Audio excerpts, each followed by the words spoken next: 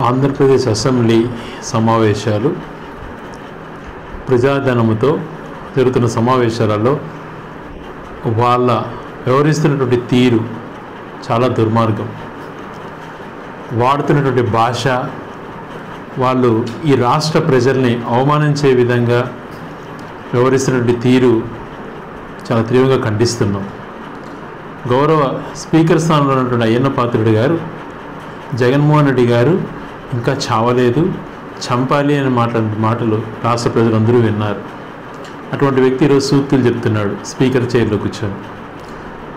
ఆయన స్పీకర్ అలా ప్రవర్తించినప్పుడు గౌరవ ముఖ్యమంత్రి గారేమో చంద్రబాబు నాయుడు గారు నేను కక్షపూరిత రాజకీయాలు చేయను అన్నటువంటి రోజుకు ఒక స్టేట్మెంట్ ఇచ్చుకుంటూ పోతున్నాడు. కానీ వెనక నుంచి చేయండి అన్నటువంటి సిగ్నల్లో నా ఇది నాకుంటుంది, మీ కార్యక్రమం మీరు చేయండి అని చెప్పి ఎక్కడ చూసినా మనుషులను చంపేటువంటి ప్రయత్నం, దొంగ కేసులు పెట్టేటువంటి విధానం, రాష్ట్రంలో ఏ రకంగా అరాచకం జరుగుతుందో గతంలో ఎప్పుడు కూడా ఈవెన్ బ్రిటిష్ పాలకులు కానీ గతంలో ఎంతోమంది తుగ్లక్ పాలనలో కూడా ఇలాంటి సంఘటనలు జరగల. అలాంటి దారుణాలు జరుగుతున్నాయి చంద్రబాబు గారి పీరియడ్లో. ఆయన గమనించుకోమని కోరుతున్నాం. అలాగే మంత్రివర్గ సభ్యులందరూ కూడా అసభ్యమైనటువంటి మాటలు మాట్లాడుతూ వ్యక్తిగతంగా దూషిస్తూ మాట్లాడుతున్నారు. స్వయాన హోంమంత్రి గారు తాము ఏం మాట్లాడుతున్నటువంటిది మర్చిపోయి ఇష్టానుసారం మాట్లాడడం, అలాగే ఇలా మాట్లాడుకుంటూ పోతే ప్రతి ఒక్కరు అలాగే ప్రవర్తించడం, ఆ డిప్యూటీ స్పీకర్ గారితో సహా అందరూ ఇలాగే వ్యవహరిస్తున్నారు. నిన్న బాలకృష్ణ గారు దాన్ని ఏ లెవెల్కి తీసుకుపోయినారో చూశాను. గౌరవ చిరంజీవి గారిని హేళన చేస్తూ మాట్లాడుతూ వ్యక్తిగతంగా సినీ ఫీల్డ్లో వాళ్ళ మధ్య ఉన్నటువంటి కాంపిటీషన్లో ఇంకొకటో చిరంజీవి గారు తనకన్నా మంచిగా ఎదిగారు అటువంటి ఈర్ష్యతోనో ద్వేషంతోనో గతంలో కూడా అనేకసార్లు ఇలాగే మాట్లాడాడు. ఒకసారి ఒక 4 సంవత్సరాల క్రితం అలాగా జనాలు అలాగా నా కొడుకులని మాట్లాడాడు. అటువంటి భాష ఎవరు కూడా వాడరు, ఆయన వాడాడు. అలాగే శంకర్ జాతి వాళ్ళని కూడా మాట్లాడాడు బాలకృష్ణ గారి గతంలో. మళ్ళీ నిన్న ఆన్ ఫ్లోర్ రికార్డులో అసెంబ్లీ సమావేశాలలో అసెంబ్లీలో ఒక బాధ్యతమైనటువంటి అధికార పార్టీలో ఒక ముఖ్యమంత్రి బావమరిదిగా ఎన్టీ రామారావు కుమారుడు అనేటువంటి మర్చిపోయి హేళనటువంటి భాషను మాట్లాడుతూ ఇంకా ఆయన కూర్చునేటప్పుడు నాన్ సెన్స్ అనేటువంటి వర్డ్స్ కూడా మాట్లాడుతూ చిరంజీవి గారిని హేళనగా మాట్లాడడంతో పాటు మాజీ ముఖ్యమంత్రి జగన్మోహన్ రెడ్డి గారిని సైకో అనడం ఎంతవరకు సమంజసం? ఎవరు సైకో ఒకసారి ఆలోచన చేసుకోండి. బాలకృష్ణ గారు ఆయన ఒక ప్రవర్తనకు, ఆయన చేసిన వ్యవహారానికి, ఒక మనిషిని చంపడానికి అప్పుడు డైరెక్ట్గా ఆయన గన్ను నుంచి కాల్సి ఆ సగటు కేసు నుంచి బయటపడడం కోసం ఆయన ఒక ఇతనికి ఒక మెంటల్ ఉంది అని సర్టిఫికెట్ కూడా తీసుకున్నాడు. ఆ వ్యక్తి ఇంకొకరి సైకోని మాట్లాడితే ఎవరు నమ్ముతారు? మీకున్న చేస్తారు.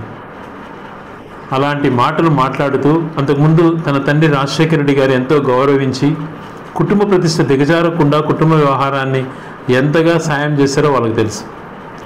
జగన్మోహన్ రెడ్డి గారు బాలకృష్ణ గారు స్వయంగా జగన్మోహన్ గారిని కలుస్తానంటే రాజకీయ పరంగా చంద్రబాబు నాయుడు గారు మళ్ళీ బాలకృష్ణని ఏమి ఇబ్బందులు పెడతాడేమో, ఆయనకి ఏం కావాలనో కనుక్కొని ఆ పనులని చేసి పెట్టండి అని చెప్పి ఆదేశాలు ఇచ్చిన వ్యక్తి జగన్మోహన్ రెడ్డి గారు.